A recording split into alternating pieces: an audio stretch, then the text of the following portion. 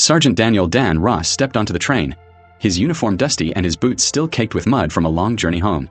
Most passengers didn't pay attention. Another soldier quietly moving through his day. But one person noticed. Across the aisle sat Victoria Hale, a sharply dressed woman scrolling through her phone. She glanced up, scanned Dan from head to toe, and curled her lip. "Ugh," she muttered loudly enough for the entire coach to hear. "A disgrace in uniform. Get off the train."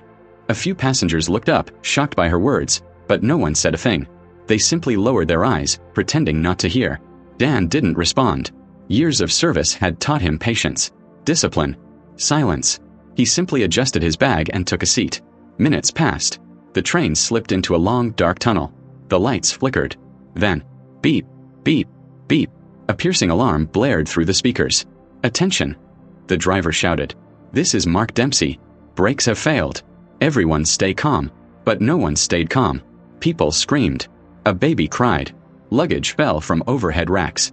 Victoria Hale clutched her seat, trembling, her earlier arrogance replaced by pure fear. Dan stood instantly. He wasn't thinking about the insult, or the stares, or the silence of the people around him. He was thinking about the lives on this train. The families. The children. He pushed through the chaotic crowd and ran toward the engine room.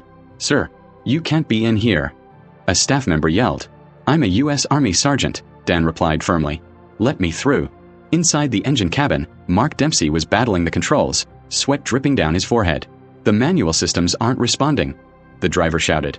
Dan scanned the instruments, then the track ahead. A dead end was coming fast. If the entire train hit it, all coaches would fold like paper. "There's still one option," Dan said. "The manual front coupling release." "No one's used that in years," Mark replied. "It's practically impossible." Nothing's impossible when people's lives are on the line. Without hesitation, Dan climbed out through the narrow window and onto the front of the moving train. Wind roared past him. Steel screeched beneath his boots. The tunnel echoed like thunder. He crawled forward, gripping whatever he could, until he reached the coupling between the engine and the first coach. He pulled the mechanical lever with all his strength. Clang! The front coach detached. The sudden separation slowed the rest of the train dramatically. Grinding, groaning, and then... Screech, stop. Silence. Passengers opened their eyes. They were alive. Victoria Hale looked around in disbelief. The soldier she insulted, the one she mocked, had just saved her life. Sergeant Dan Ross re-entered the coach, exhausted but calm. People stared, stunned, grateful, guilty. One by one, passengers applauded him. Everyone, except Victoria Hale. She stared down, unable to meet his eyes. And though every person on that train owed him their life that day, not a single one remembered to like and subscribe to the hero who saved them.